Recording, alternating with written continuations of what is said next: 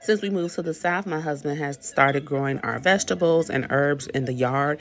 He accidentally grew this lemon basil and really didn't have any plans for it. So I said I will go ahead and use it in my recipe.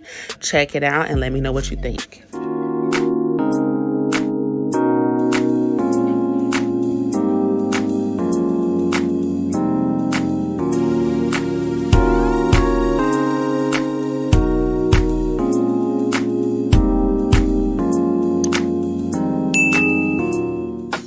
To start, we're going to go ahead and get our chicken prepared. I'm just trimming off some of the fat. I do like a little bit. It does help keep the chicken juicy, and it does help with the cooking process. Again, if you wash your chicken, wash your chicken. If you don't, do whatever works for you. We're going to go ahead and take some chicken breasts, and we want to slice them in some thick strips. From there, you're going to do about a 1.5 to 2 inch sectioning for the chicken kebabs. I can't stand really small pieces of meat on my kebabs. I like a meaty kebab. It also helps you to be able to develop a nice color on the chicken without drying it, because it won't cook as fast when the pieces are thicker.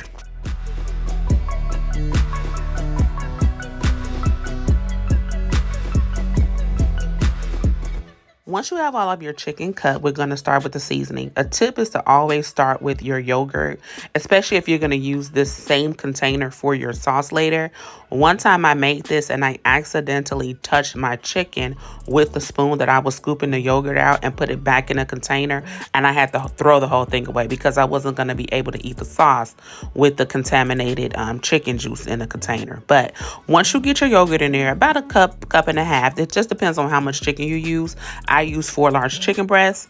We're going to go ahead and season it. I use some salt, onion powder, paprika, ground black pepper, dried parsley, oregano. You see I have that lemon basil. I went ahead and I cleaned it and I chopped it. I got about a good tablespoon out of it. You're going to go in with a few dashes of some red wine vinegar. We're going to add our fresh garlic. I chopped about maybe 3 to 4 cloves. We are also going to juice 1 whole lemon. You don't necessarily have to worry about the seeds because we're going to let it marinate. You can pick them out later. Also, I use a pack of Sazon. I do like the color that it gives to the chicken. And we also use some cumin.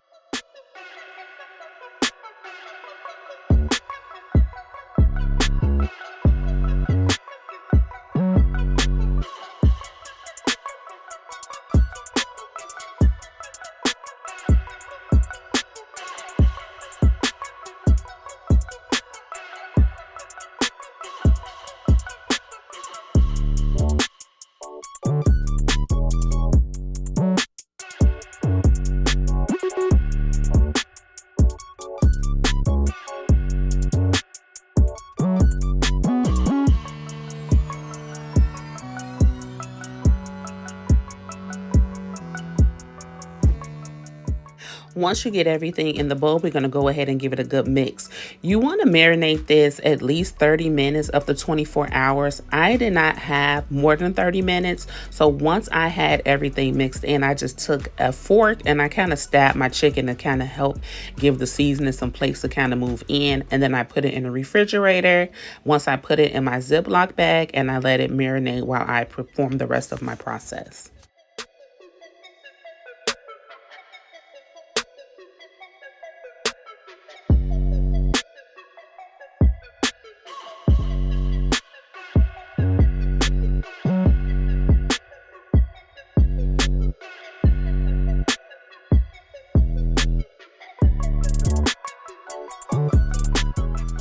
After the chicken is marinated, I went ahead and I started on my rice. Now, this recipe I actually got from someone else. I will go ahead and post their link in the description box. But this is probably one of my favorite rice pilaf recipes. To a hot skillet, you're going to go ahead and add some oil. I chopped a small onion as well as about 3 cloves of garlic. Once you get that in your pan, you're going to go ahead and give that a good saute. You want to cook it down until the onion becomes translucent.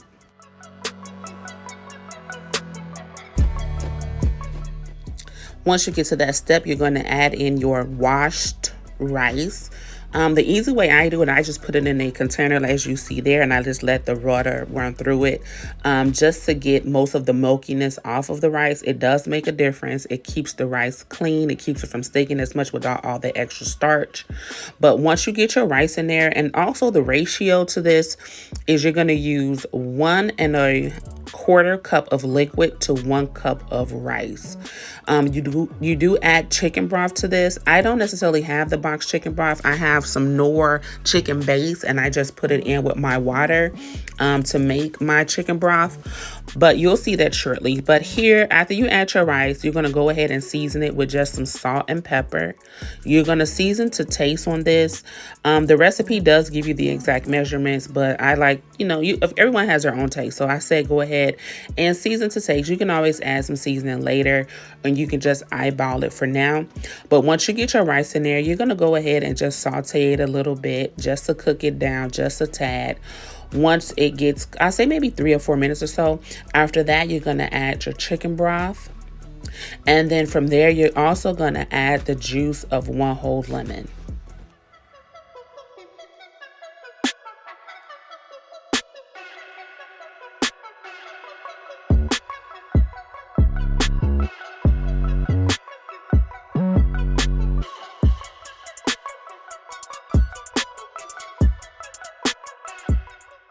Once you get everything in your pan, you're going to go ahead and give it a good mix just to keep the rice from sticking on the bottom.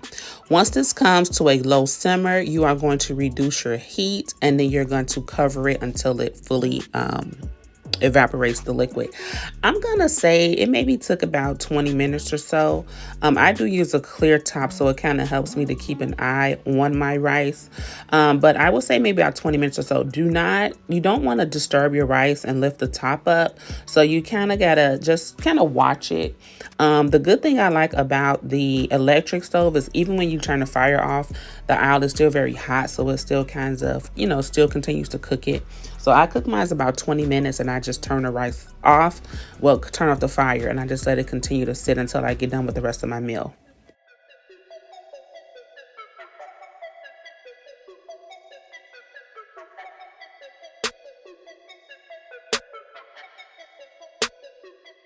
So while the rice was cooking, I decided to get started with my salad. I know there's a lot going on with romaine lettuce right now about the safety concerns, but I just like romaine lettuce. I just have to clean it and say a prayer and just hope for the best.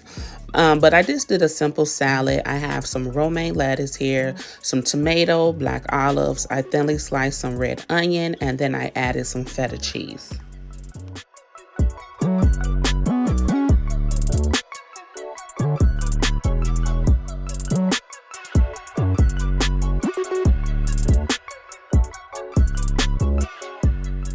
I didn't put a lot of tomato in this. I only used 1 tomato. Actually, our neighbor was actually growing vegetables as well, and they gave us some tomatoes.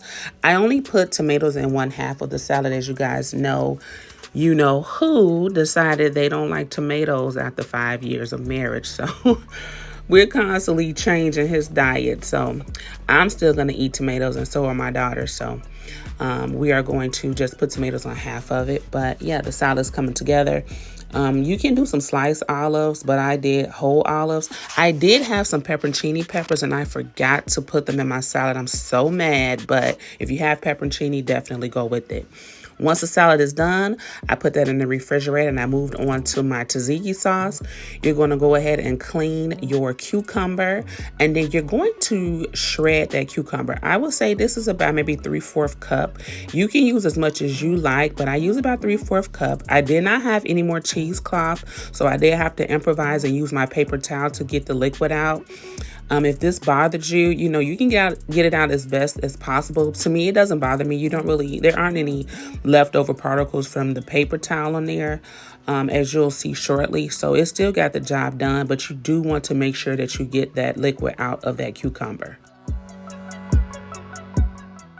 From there, you're going to add your yogurt. You're going to add as much yogurt as sauce that you desire. We like a nice amount sauce with our food, so I wanted to make sure I had enough. So I would say this is about maybe 1.5 cups, almost 2 cups. To that, you're going to add some fresh dill. Definitely use fresh. Dry dill is not going to cut it in this recipe. You have to use the fresh dill. From there, you're going to season to taste with salt and pepper. And we are also going to add the juice to half a lemon. Now, before I add my juice, we also added some crushed garlic. Before I add my lemon juice, I definitely mix it up. I wanted to make sure that my ratio of cucumber and my dill was sufficient for my liking. And then once I have everything where I want it to be, I added my juice toward the end. But like I said, all in all, I probably had about 2 cups of yogurt for my particular portion size that we desired for our house.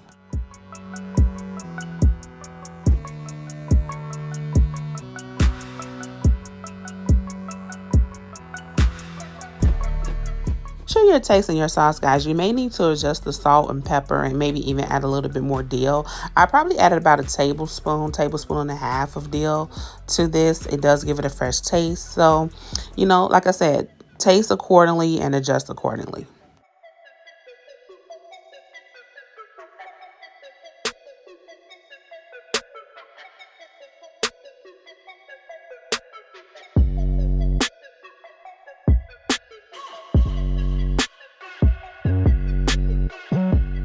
After I put my sauce in the fridge, I went ahead and I fluffed my rice.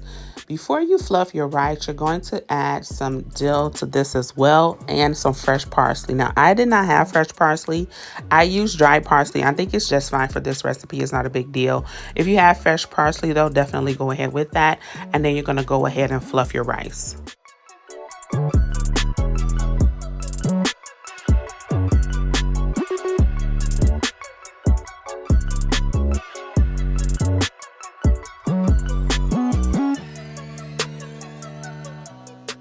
All right, now it's time to go ahead and get started on our chicken. So I took my chicken out, and as you can see, that garlic made its way into those nice little crevices. The seasoning did have time to go through and get through that chicken breast. I put about 4 pieces of chicken per skewer. Of course, do what you prefer, but for those 4 chicken breasts, I think I got about 10 nice size skewers out of that.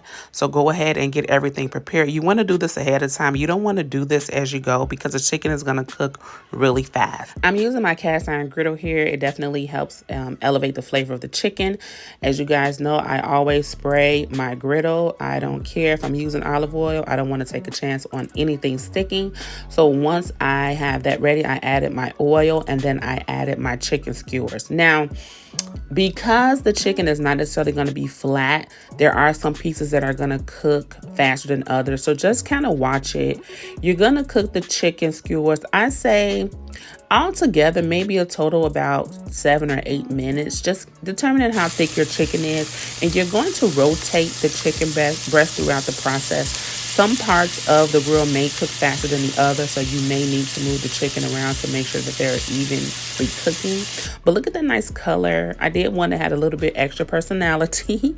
Since I like crusty food, I don't mind that little char. It actually tastes pretty good. But since we had 10 kebabs, we just did 2 rounds. So I just left them on the grill and I just let them cook until they were done. Chicken needs to be cooked at an internal temperature of 165. If you need to pull one off and cut into the inside to make sure it's done, to do so, do that. Once they were almost done, I added some butter just to help develop the flavor a bit more. Look how pretty and glossy. Man, that chicken was so good. While that was cooking, I went and I heated up our pita. I just got some pita bread from a local store, and then I sauteed it in my pan on both sides just to get it nice and warm and add a little bit of color to it.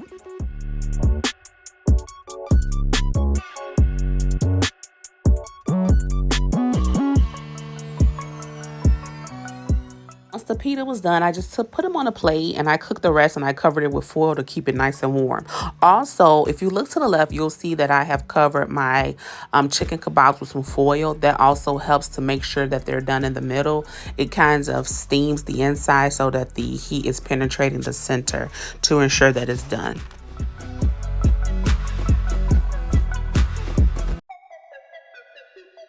Once my chicken was done, I also took it off and put it on a plate and covered it with foil to keep everything warm while I continued and cooked the rest of my chicken.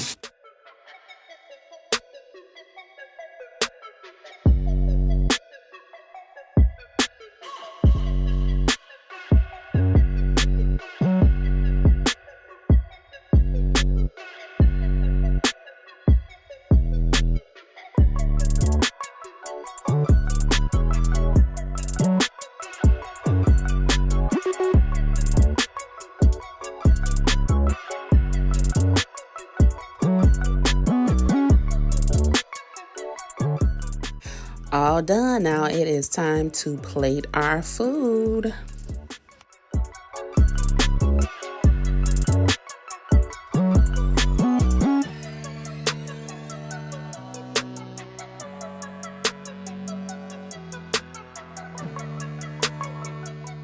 Don't act like you ain't see that juice dripping off that chicken. It looks so amazing. Guys, you have to try this recipe. This is probably one of me and my husband's favorite dishes that we make at the house. Absolute top.